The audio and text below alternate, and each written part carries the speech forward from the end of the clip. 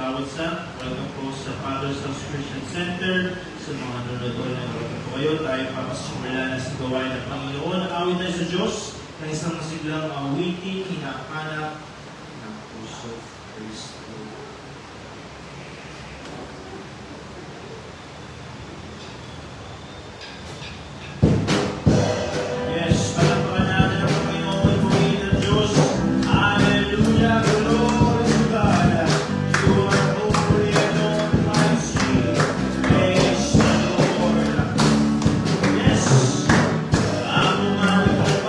Sa iyo, aking tumog sa pag-ibig mo.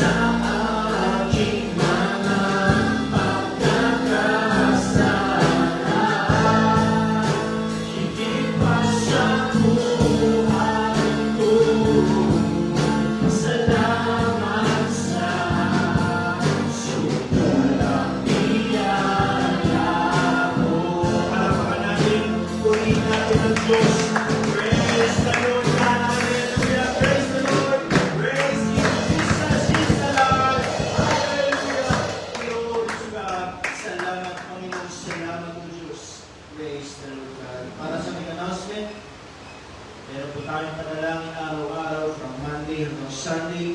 Ito ang ating morning devotion 7 a.m. to 9 a.m. ng umaga. At ang ating Sunday School 9 a.m. sa pag-aaral at pagtuturo ng salita ng Panginoon. 10 a.m. ating Sunday morning worship.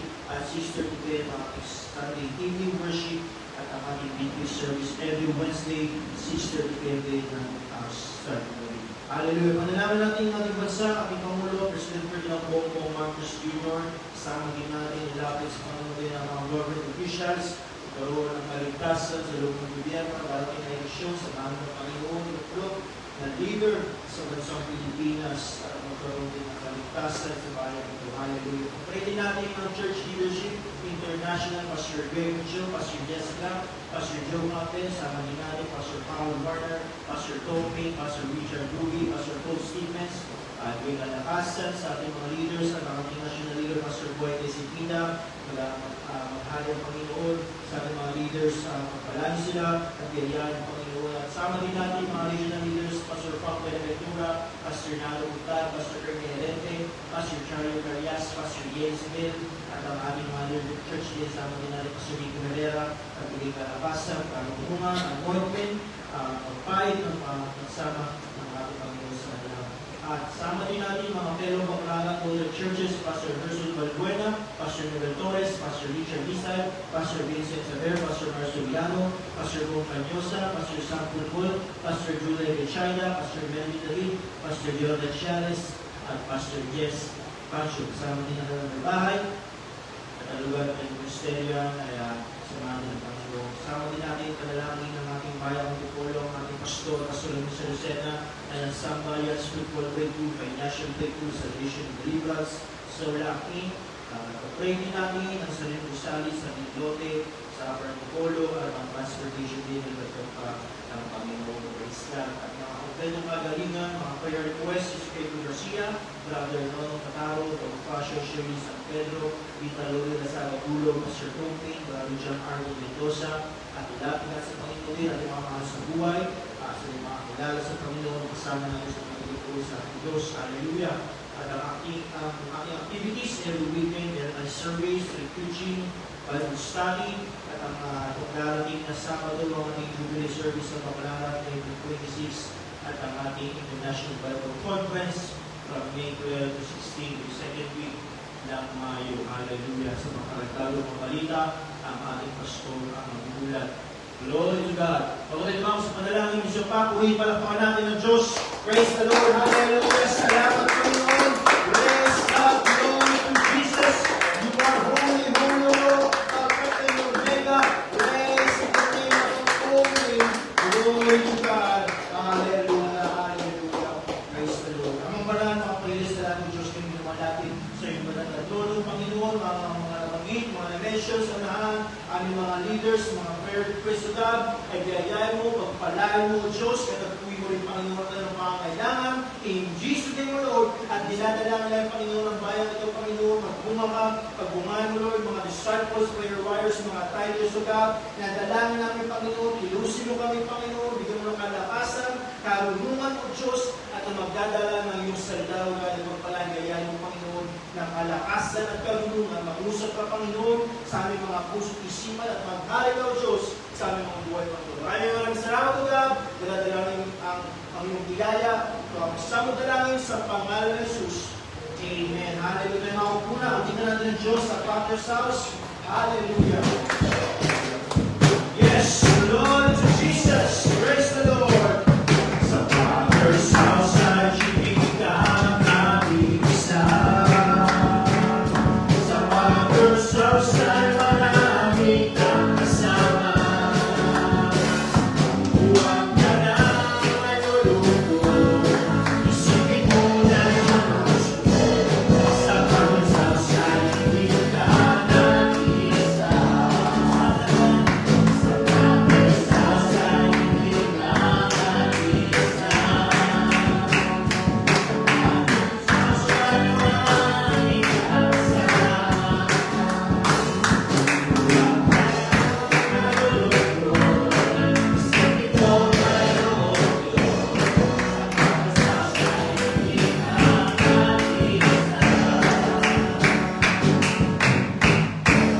Praise the name of Jesus. Amen.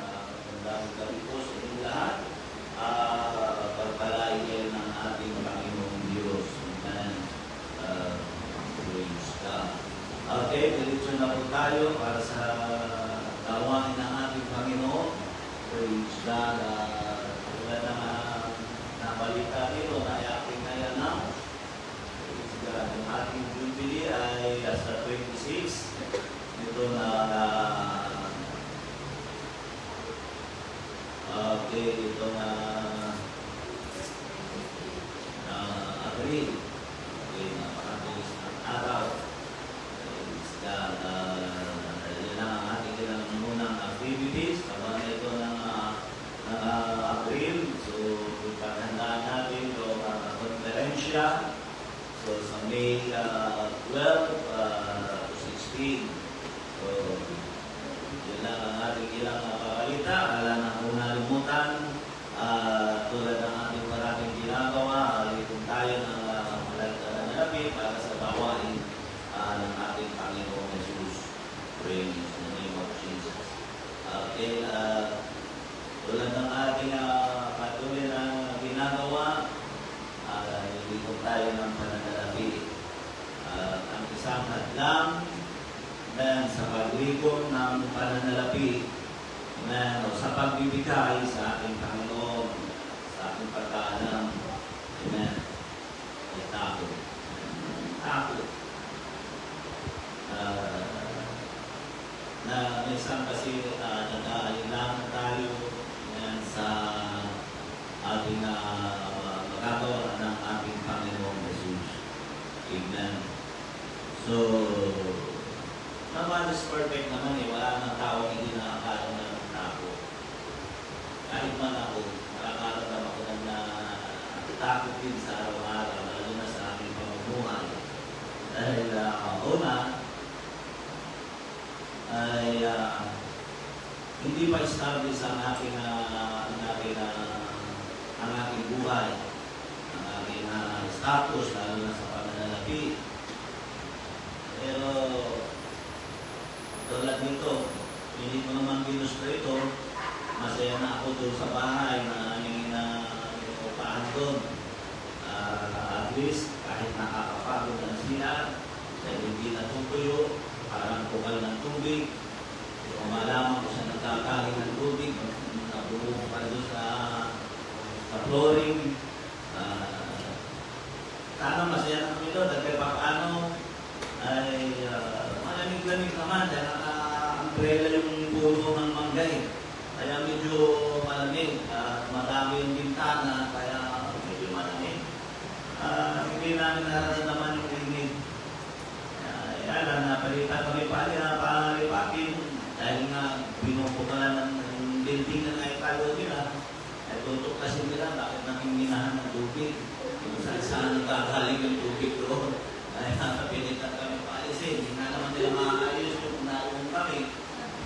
Kaya napilitan. At medyo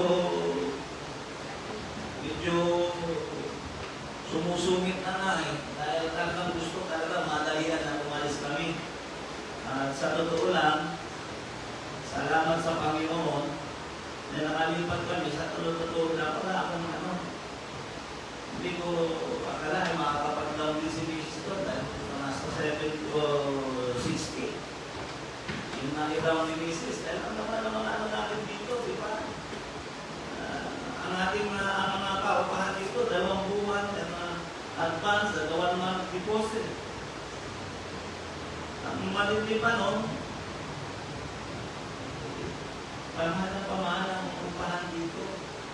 Totoo lang. May tingin na kami, 10,000 daw yun. Sabi ko, tingin na yun, 10,000. Pinagkahan namin. Maliwanag pa yung weba. Pagka pumasok ka, talagang nakakadilim na hindi ko sabi ko, ayaw ko mang ganda. Sabi ko, lumipat tayo ng yung nakita ni Mama ay, yung na ba nakita niya, 25,000. Kaya naman narito si Casey, nasabi niya, sabi na buko namin pataas ng ating bahay na inuupahan. Sabi ko, praise God. Tayo pataas. Ang masama ko na yung pababa ng pababa. Diba? Hanggang sa magiging mandaan na lang yung bahay mo. Maganda sana kung pababa ng pababa. Pero pataas ng pataas ang quality ng bahay. Maganda yun. Ganon. Kaya sa minsan dumating din sa isip ko yun, sabi ko na himala ng Diyos. Asan ko talaga ang Panginoon? Ang daming pinagtibay kanina ng pahayag ng aming Panginoon. Ito kayo iniiwanan at pakapangyarihin ko ang aking pangako sa inyo. Talagang kayo yung balahibo ko. Talaga maraming mga problema, mga pagsubok.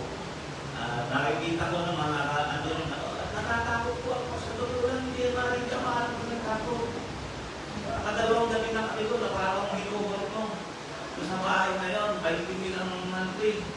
Sabi ko ito kada isang tulog natin dito, kung naman nahigit yan, 600. Isang tulog natin, kaya sabi ko, nakadalawang tulog na tayo, mga 1,000 to na babayaran natin.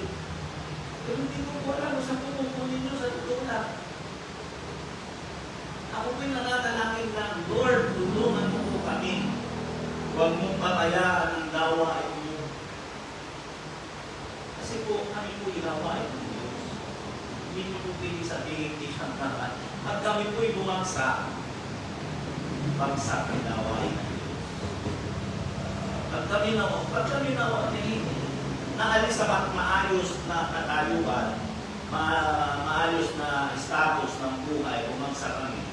Sarado ang dawain ng Diyos, ilang beses ko na yung binanggit. Sabi ko, pag napisod ang miyembro, tuloy ang dawain ng Diyos. Mawala lahat ang miyembro, tuloy ang dawain ng Diyos. Pero parang asawa ng pastor ang tumalikod sa anong dawain ng Diyos. Hindi ko hindi po ako pwede mag-ministry. Wala akong pastor sa atin na pwede mag-ministry na wala ang kanyang asawa, kanyang may bahay. Kaya po minaran na namin, Lord, tulungan mo ako. Kami pinabubuhay lang sa panalangin. Ako pinabubuhay lang sa panalangin. Kaya, ibig ko sabihin, yung takot hindi mawala sa puso ko. Kaya kahit pa paano po, pinipilit namin, ginagawa namin yung naayos sa kabutihan ng Diyos. So kayo, yun lang, kaya yun ang narasabi ko. Ang isa sa pumipigil ng pagkilos ng Panginoon ay yung takot. Amen? Sarap. Pag nakakasurvive ka, katulad nga doon, yung nasa inasal namin, mataas yun. Hindi ano? Ha? Sleep. Pero ngayon, nakakulang-kulang 2 taong kami. Praise God. Saan po kayang kamay ng Diyos nilubuhay ko? Saan kayo nagkakaling yun? Ang noon, ang dating namin dito, yung dating namin dito, yung kamang na 4,000, kaya pa namin ito. Kasama natin ang Diyos. Amen. Ulitin ko, ibigong tayo ng pananalapi. Yun ang isang alam kong dahilan kung bakit hindi nakakagawa ang ating Panginoon. Sabi nga ng kanta, fear not. Huwag kang matakot. Okay, ibigong tayo ng pananalapi para sa gawain ng ating Panginoon Diyos.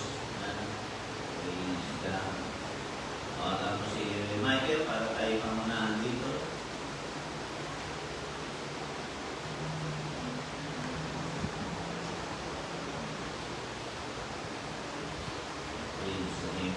Tayo'y manalangin sa Panginoon at tila kapag na Diyos, maraming pong salamat sa iyong kabutihan, sa iyong biyaya o pagpalain mong bawat isa na iyong mga anak at sinuuna sa lahat, ang takot sa puso ng bawat isa, na sa katatalang po, bawat isa may pangangailangan, at yun minsan, takot na nagiging dahilan kung bakit hindi namin magawa ang naayon sa iyong kaluluwa.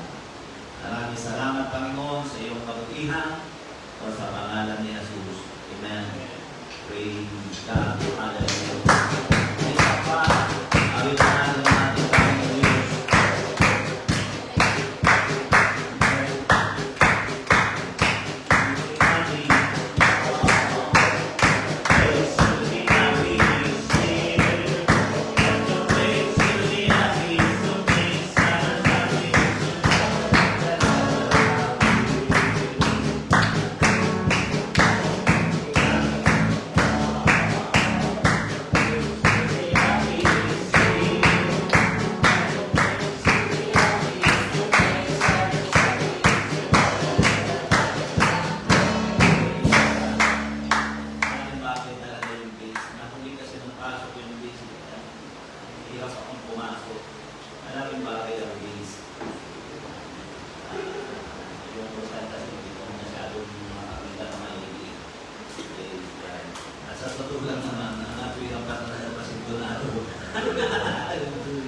Salamat sa mga manunod ko. Amen.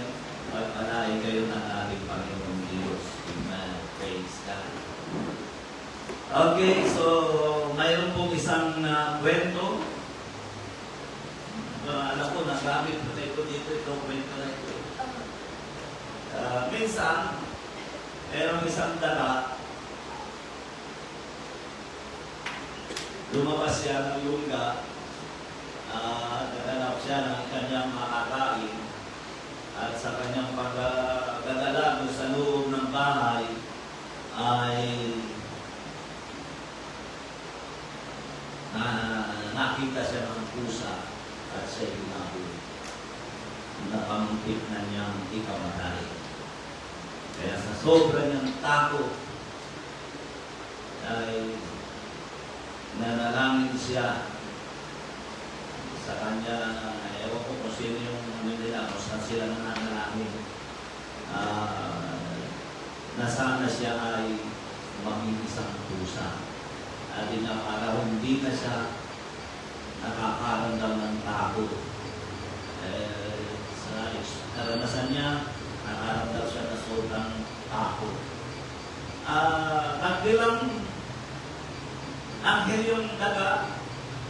At isang araw nga, siya naging isang pusa. Kaya nung mapaharap ka sa salamin, tuwa-tuwa siya. Nagkaroon siya ng tiwala sa sarili niya. Isa na siyang pusa.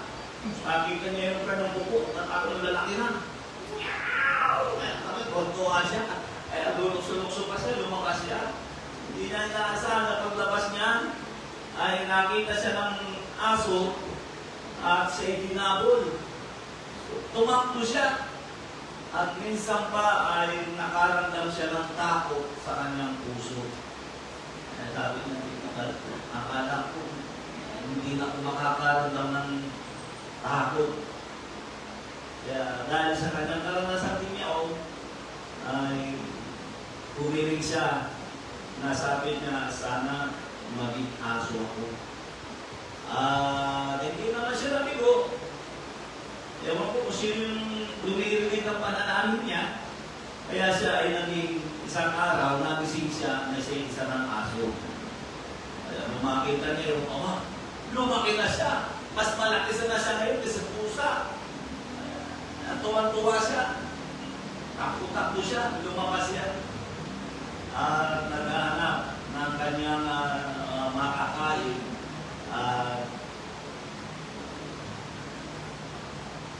Hindi inaasahan na papunta siya sa may dakong kagubatan dahil sa kanyang pag-ikot. Nakita siya ng leon at siya hinabol ng leon. Tumakbo siya, iniligtas ang kanyang buhay. Nanginginig siya sa sobrang takot. Kaya naisip niya, akala ko kung maging aso ako, wala na akong katatakutan. Kaya lang, nakita niya, natakot siya doon sa leon. Kaya minsan pa siya ay nanalangin. Sana maging leon ako. Nang wala na akong kinatatakutan. Nagdilang ang hirpa minsan siya at siya nga ay naging leon. Kaya nung makita na ako, mas lalong malaki ito. Okay na ito, sapat na ito.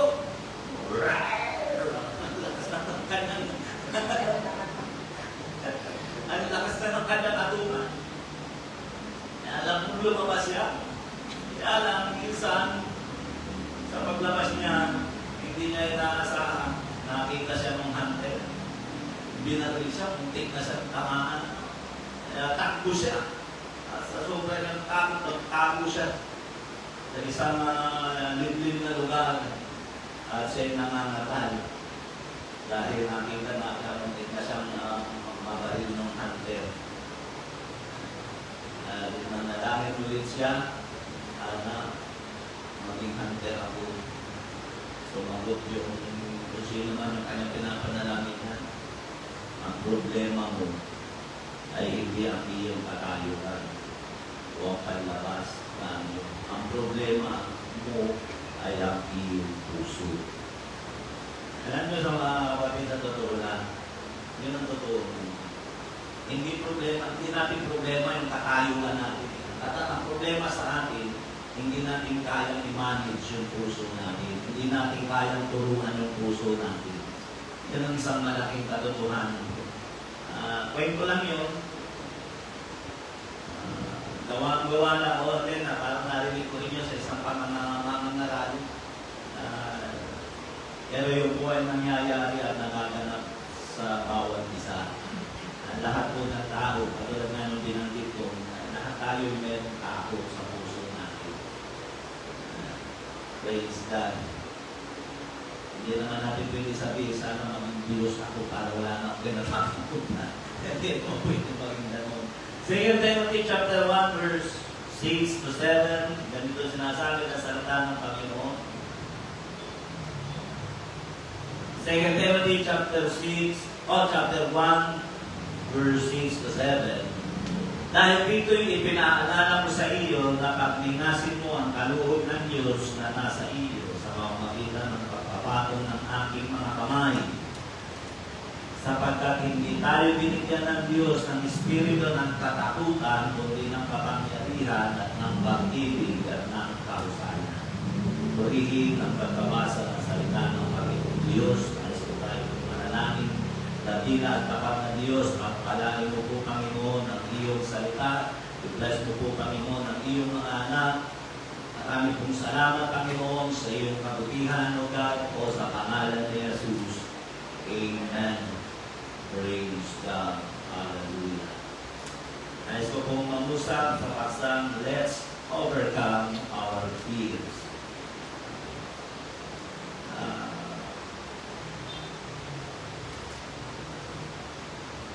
Mangibago tayo doon sa ating mga takot o pagtalumpayan natin yung ating takot. Amen. Praise God.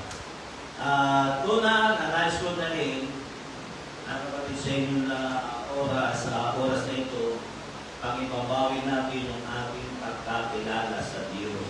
Let us excel in our knowledge of God. Yan po ang dapat natin gawin. Kailangan natin ng malalim na relasyon sa Diyos. Praise God.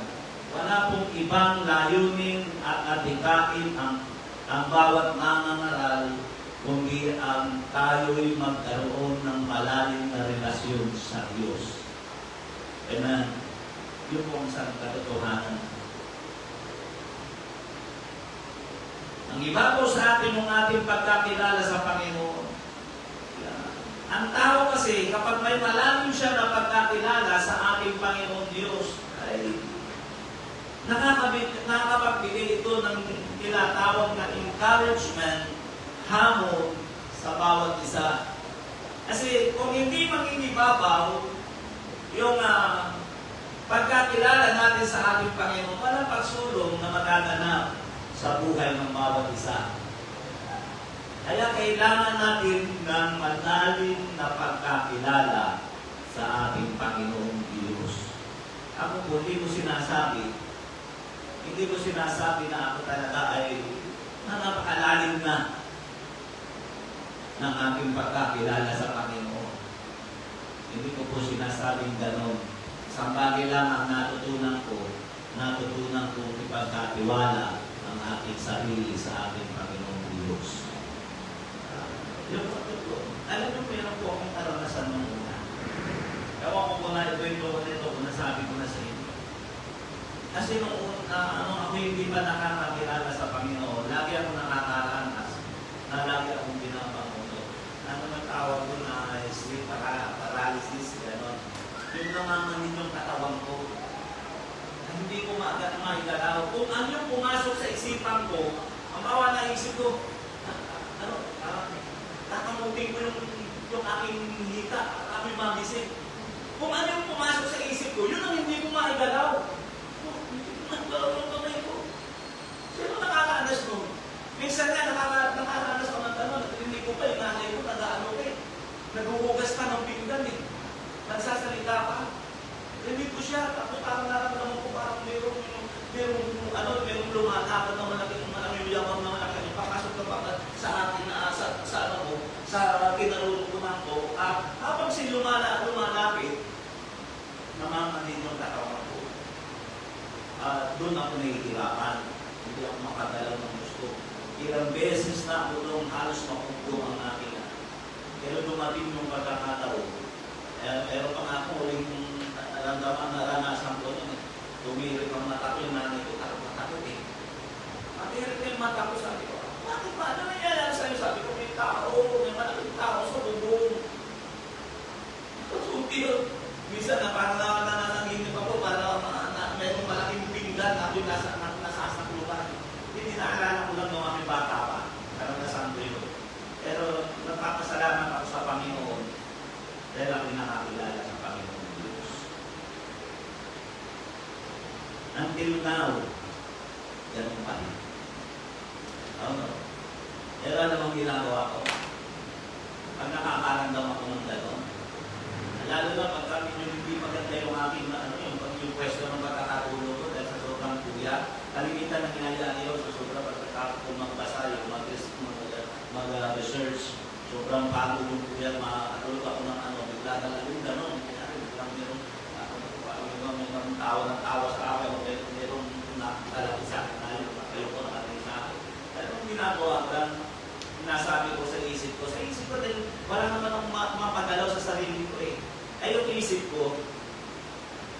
hindi napaparalyze. Yun ang kagandahan, yung nanganong po. Ang isip pala natin, hindi kaya apektuhan ng Panginoon. Oo, totoo yun. Ano yung isip ko? Halimbawa, wala kang karapatan sa akin. Ako'y anak ng Diyos. Kung papatayin mo ako sa langit, makikita ko na ang aking Panginoon. Ang gumagana, no? Bigla siya nawawala. Ito ba yun? Kaya doon natin kayo takot talaga ang papatay sa iyo. Takot. Nakaparalyze sa katawan mo dahil sa takot. Hanggang ngayon, minsan may pagkakataong gano'n. Nakakaramdam ako ng gano'n. Ang sinasabi ko lang, sige, hindi gawin mo ang gusto mong gawin. Na makapiling ko na ang Panginoon. Bigla ka nawawala. Pag pala, yun na nga eh. Pag natuto kang yung mawalan ka ng takot, lalo na doon sa kamatayan, sabi ko sa iyo, mapapalaya ka. Alam mo bakit nangyari yun? Dahil ipinagkatiwala ko ang aking sarili sa Panginoon. At ngayon, nasa ministry ako, ang isip ko, Panginoon, bahala ka. Lord, bahala ka. Sabi ko nga, Lord, sabi sa iya. Sabi ko nga, kumakuman eh, over na sa espiritu ang aking pangangaral. Pero Panginoon, alam ko, kilala mo ang puso ko. Wala akong layunin sa kanila kundi maabot nila yung plano mo sa ulang. Hindi ko talaga sinasabi. At Panginoon, kung hindi ako narapat-dapat dito, ako'y nakakasugat na, alisin mo ako. Nangin talaga ako ng dito. Kung hindi ako narapat-dapat ako sa gawain mo, magbangon ka ng isa sa aking anak. O kaya maglagay ka ng disciple dahil sa aking mga virtues. Ikaw ang mag-alis sa akin. Kaya salamat sa Panginoon. Pero nagpakayag siya sa kanina, ano sa atin?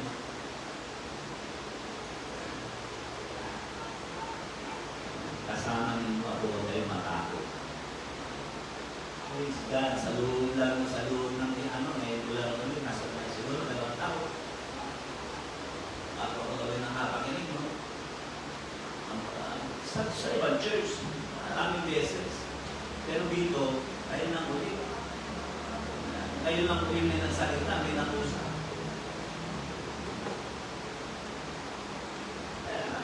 Kung gusto natin mawala yung lahat ng takot natin, ilalanin mo na gusto ang Panginoon. Meron pa isang kwento. Meron isang, narinig ko rin ito eh. Kumalaman mo kay Pastor, pero may yata o Pastor, bulit ko na rin. Kasi sa ibang bansa, hindi yung kakaya dito. Yung mga bus stop, hindi kagaya dito. Dito kasi, kung saan tumitigil ang mga bus, di ba? Kung saan tumitigil. Kaya katulad mo kami pumunta doon ng, nakaranas kami ng makapunta ng Hong Kong. Kami po ang pamilya. Pero din, meron ka makikita ng bus stop. At hindi basta bus stop, dapat yung kulay nung nakalagay na bus stop, alam mo. Kaya ba, meron doon kulay yellow, papuntang airport. Kaya, ang titigil doon, hindi kulay yellow lang na bus. Doon mo makikita, sabi ko, ang ganda dito. Wala rin titigilan kundi yun. Yung lugar na yun, yun yung nakita doon sa Hong Kong. Hindi siya pwedeng tumigil, maliban doon sa signage na yun. Doon sa pinakang-karatula na yun, at kung ano yung kulay niya, yun doon siya titigil. Hindi siya titigil doon sa nakalagay na bus stop na kulay blue. Hindi siya titigil doon lang siya titigil. Kaya, meron nga kwento na isang bata nasasakay ng bus, pero wala siya doon sa bus stop. At nakita siya ng matanda na makakita nung ganun ginagawa. Wala siya doon sa bus stop. Sabi ng matanda, Otoy, kahit abutin ka ng 12 oras dyan, walang hihinto sa iyo dyan. Pumunta ka doon sa tamang hintuan, sa tamang bus stop. At napunta ka roon. Pang-apat na poste, andun ang pinakang tay, mamumuti ang mata mo diyan, hindi mabuti ka naman ang oras niya, walang titigil sa iyo dyan. Ay yung bata na nakagalan lang. Kagalong-galing lang. Napika yung matanda. Ikaw naman pinagmamala sakit, ang tigas pa ng ulo mo. Bahala ka sa buhay mo siya. Mamuti yung mata mo dyan. Kaya nga lumakad na siya. Hindi pa nagtatagal, may nakalanig siya ng tulog ng bus, na bigla ng treno.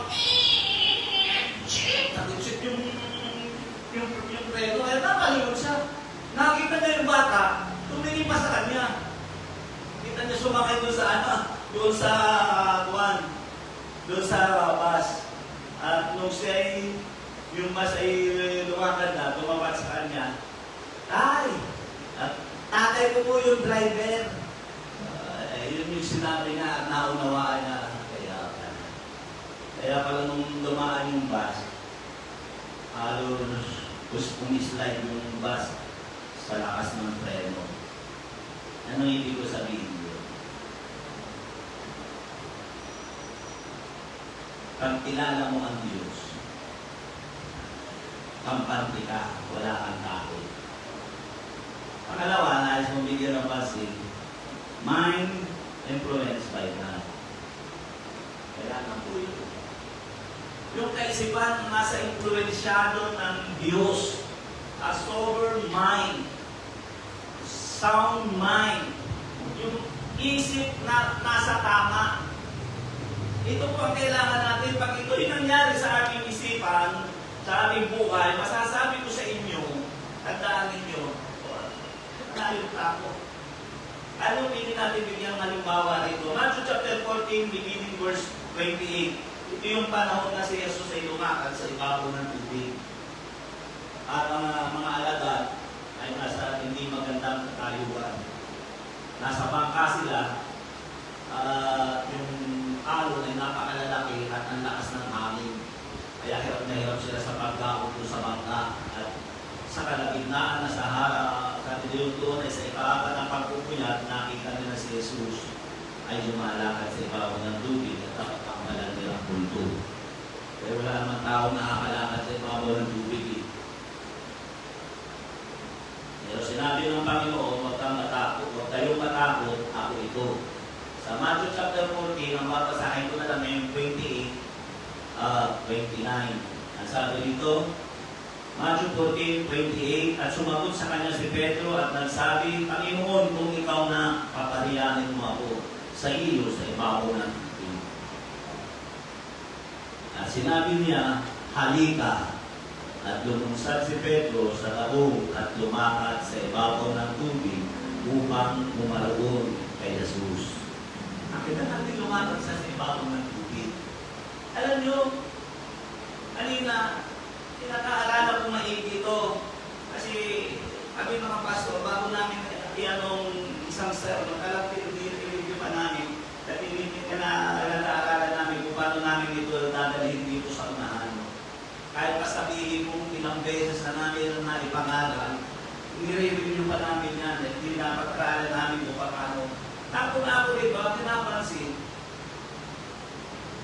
ang mga pinapansin dito, una, nalagita ng ulit ko, bakit kailangan ilagay ni Jesus ang kanyang sarili sa isang lugar na hindi siya kayang abutin ng tao, na napaka-imposibleng abutin siya ng tao?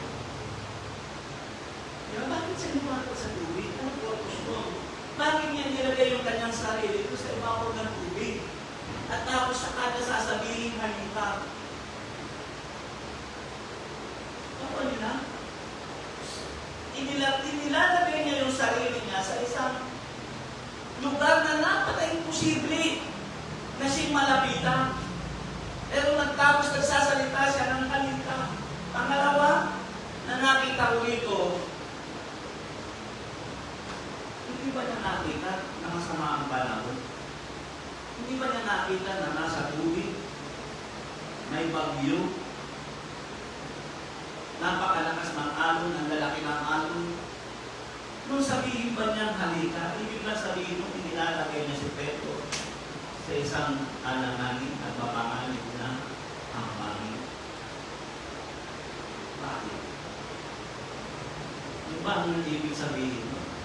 Hindi nalagay niya sa danger zone ng kanyang karasunod. Ano sa pagkaaungawa ninyo? Ano sa pagkaintindi niyo ito? Ang nakita ko ito, nung sabihin niya, halika. Ang nakita ko ito, hindi yung tama. Ang pagsunod sa Diyos, hindi tama na ilalagay mo sa tamang panahon. Na maghihintay ka ng kalmado. Panginoon, pwede pa rin pupunta ka kaya hindi sa panahon niyo. Kasi, hintay mo munang tumalma ang dagat. Hintay mo munang tumahimik ang hangin. Hintay mo munang maisaayos ng lahat. Di ba ganun tayo? At ay tinatawag na Panginoon sinasabi natin, Panginoon, hindi kayo yung tamang panahon. Wala pa sa right time. Yung tayo, pero ang Panginoon hindi ganun. Yan yung ibig sabihin ko. Ang pagsunod sa Panginoon, hindi ibinabase yan sa maganda at tahimik at smooth na pagkakataon. Yung po huwag natin aalisin sa ating isipan. Ang pagsunod sa Panginoon, ang basihan, hindi yung right time, yung tinasabi ng right time. Kaya sabi ko nga, ang oras at panahon ng Diyos ay hindi saklaw ng iyong oras at ng iyong panahon.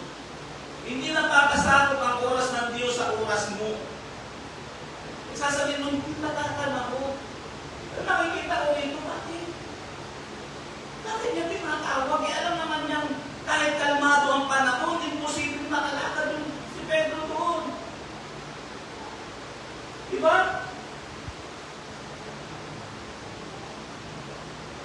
Hindi na sinabi na, okay, sige, sa susunod ha. Pag na-experience natin, matahimik na pag sinabi mo halika at lalapit ka ha. Hindi ka. Halika. Nakukuha niyo? Kaya huwag ka maghintay ng tamang panahon. Sasabihin mo, hindi naman Pasko, wala ka nakapal sa Pasko. Nawain mong nakayuwang ko. Marami akong problema. Marami akong pinag-aaral. Marami akong sinusuportahan. Hindi. At tumahimik. Nag-i-smooth ang pangyayari. Pag sumang-ayon ng pagkakataon. Pag sumang-ayon ng kaligtasan. Susunod ako. Bakit ba hindi? Pag nabayaran ko ng mga pagkakabutan ko, at wala na ako sa gipit na sitwasyon. Pag hindi na ako naiipit sa nag-uumpong bato, susunod ako. Pinapakita rito ng Panginoon ang isipang impluensyado ng ating Panginoon, hindi naghihintay ng oras. Isabihin mo, nanganganig ka, sumunod ka. Yung tinatawag kayo. Ako, di ba? Naman si Pedro lumakad sa tubig. Masama nga ang panahon. Kasi makikita yung naniwala yung paningin niya sa Panginoon. Nakita niya yung laki ng tubig. Lumubog siya. Ang nakakapagtaka pa doon, ang sabi ng Panginoon, sa verse 31, sa anong salin nito? ESP yata ito, nasalin. Hindi ito King James Version. Ganito sabi, verse 31, Jesus immediately reached out his hand and took hold of him, saying to him, "O you of little faith, why did you doubt?" Ano sabi niya? "O you of little faith." Ano yung insulto pa siya? Lumakad na nga siya sa tubig. Diba? Ang labas naman, ikaw, napakaliit ng pananampalataya mo. Bakit ka nag-aalinlangan? Nakuha niyo? Mahilig lang sabihin doon ng Panginoon. Wala pa siyang tinabayaan. Ang ibig sabihin doon ng Panginoon, mapalataya ka sa akin, wala ka akong tinabayaan. Kaya nga sabi niya Haring David, kung naging bata ako at ngayong matanda, wala akong nakita na tao naging tapat sa Diyos na namalimos ng tinapay, ni ang kanyang lahi ay namalimos ng tinapay. Kung naghira, ibig sabihin ko ng pinabayaan ng Diyos. So, yun lang yung aking nais mamawahan natin dito. Ang isang tao na nasa probinsya ng ng ating Panginoong Diyos, pwede na magawa ang lahat ng bagay. Kaya kung bumaba si Pedro, ibig sabihin nasa ilalim siya ng impluensya ng salita ng Panginoon. Sinabi ng Panginoon, halika. At sa aking pagtatapos, face the fear. Face the fear. Harapin mo ang takot. Sabi ng unang 1 John chapter 4 verse 18, walang takot sa pag-ibig. Kundi ang sakda na pag-ibig ay nagpapalayas ng takot. Sapagkat ang takot ay may kaparusahan at ang natatakot ay hindi pa pinasasakdal sa pag-ibig. Kaya sabi ng salita ng Panginoon. Ang sabi naman ni Dale Carnegie, fear doesn't exist anywhere except in the mind. Hindi umiiral ang takot sa kahit saan lugar. Dito lang yan. Narito lang yan. Tama po ba? Hindi mo na masusumpuan ng takot sa kahit saan. Doon sa loob ng kwarto, wala yun doon. Sa siyan, doon sa labas. Hindi masusumpuan ng takot doon. Narito lang daw sa isip. At tanda natin, the fears we don't face become our meaning. Totoo po yan. Yung mga takot na hindi natin maharap, yan po ang nagiging limitasyon natin. At sabi naman ni Ralph Waldo Emerson, he who is not everyday conquering some fear has not learned the secret of life. Siya na hindi nalulupig o hindi araw-araw nalulupig ang ilang takot ay hindi natututo ng lihim ng buhay. Para ka marututunan. Kaya ngayon, yan, sabi ko nga, dati binabangungot lagi ako nakakaramdam ng sleep paralysis. Pero nung ma-overcome ko yung takot ko, wala nang epekto sa akin. Kaya nasumpungan ko yung sekreto ng buhay. Pero yung lang, baka pakutan na ako, tumidirik pa yung mata ko. Pero ko yan, dyan ang mata. Sleep paralysis ko. Yung partner ni partner ni Claudio Barreto, tama kayo, Claudio Barreto. Si Rico yan, yung pinalit niya kay sino yun? Raymar Santiago. Sleep paralysis yung mga yun, pagkakagulo. Sabi nila ayaw overdos sa drugs daw. Pero ang ano doon, ano yun? Maaaring totoo yun. At bunga ng drugs at bunga din ng ano na bangungot. Yung tawag sa atin bangungot eh. Kaya kung hindi mo kayang harapin yung tao, hindi mo makikita ang sekreto ng buhay. Kaya ang sekreto ng buhay ay pagkatiwala mo yung buhay sa Panginoon. Ano ngayon kung mamatay ako? Ayan mo ngayon kung mamatay ako. Saka wala kang magkagawa sa akin. Ang buhay ko pagkakaroon ng Diyos. Yan ang lagi mo ginamangkit. Iba na mo. Kaya marami ng ating mga ulo na usap ako sa isang simple kayak na pangungusap. Let's overcome our fear.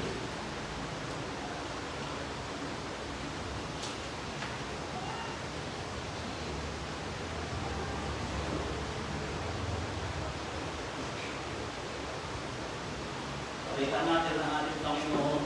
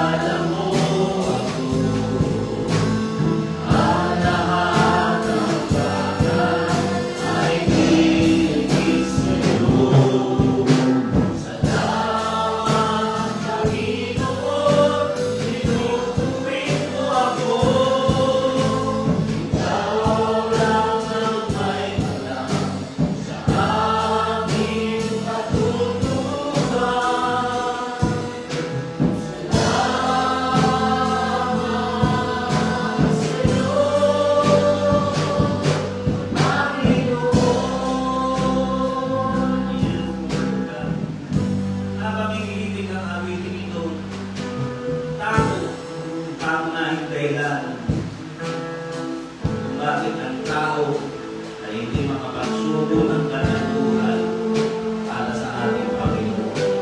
Maraming ibig sabihin ng takot. Pwedeng takot na mawalan ng kaibigan, takot na pagtawanan ng sanlibutan. Malawak ang ibig sabihin ng salitang takot. O pwedeng takot na makapaghirap, takot na baka hindi siya magtagumpay. Tandaan natin, pag na-overcome mo yan, ang sarap ng pagkaramdam. Kung parang nasa akong sleep paralysis, ilang beses lang namakakang tao bakit pinahihirapan. Pero nung manulong ipagkatiwala ang buhay ko sa Panginoon, dahil nga ako'y nakakilala sa Panginoon. Parang nanilakan, yung 2 taon yata hindi mo nararanasan yung ganong sistema. Yun ang kaibahan ng ikaw ay may tiwala sa ating Panginoon. Tandaan mo, nakakapag-paralyze ang takot. Yun ang dapat natin. Namamandig, maging ang ating yung distracting natin sa ating buhay ay nawawala. Yan ang epekto ng takot. Kaya sa oras na ito, ang una mong dapat gawin para makalaya ka, lalo na doon sa aking karanasan, tanggapin mo si Jesus. Di ang Panginoon na tatapagligtas ng libo. Na meron ba rito, makasakala mo di ka nakakatanggap sa ating Panginoon, kapamulamin na ng isang panalangin ng pagtanggap sa ating Panginoon. Ulitin mo ang kanalang ito, ituloy mo ito iyong sariling panalangin. Panalangin ka ng ganito. Sumunod ka sa ating sasabihin, dakilang Diyos, lumalapit po ako sa iyo. At ako'y punong-puno ng takot. At yun ang isang dahilan kung bakit hindi ako makapaglingkod sa iyo. Marami akong kinatatakutan. Kaya sa oras na ito, nagpasya ko ako na ikaw ay aking tanggapin bilang aking Panginoon at sarili kong tagapagligtas. Inubuksan mo ang aking puso, inaanyayamin kang pumasok, maghari sa aking buhay. Isulat mo rin ang aking pangalan sa aklat ng buhay upang makasama mo ako doon sa buhay ko walang hanggan. Maraming salamat, Panginoon, sa iyong pagkulihan o sa pangalan mo yan. Amen. Praise God.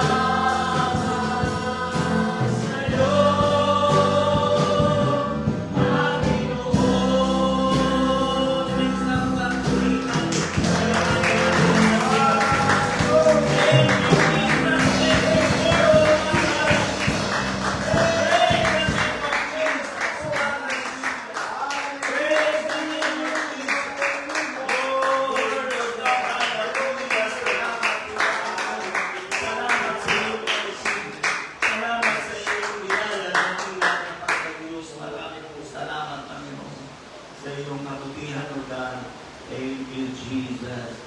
Amen. Praise God. Hallelujah. Pagpalain mo po, Panginoon, ang iyong mga anak. Alisin mo ang lahat ng takot, pag-aalinlangan sa aming mga puso. Tulungan mo kami matutong maglagap ang aming buhay sa iyong kamay. Marami pong salamat, Panginoon, sa iyong kabutihan sa pangalan ni Jesus. Amen.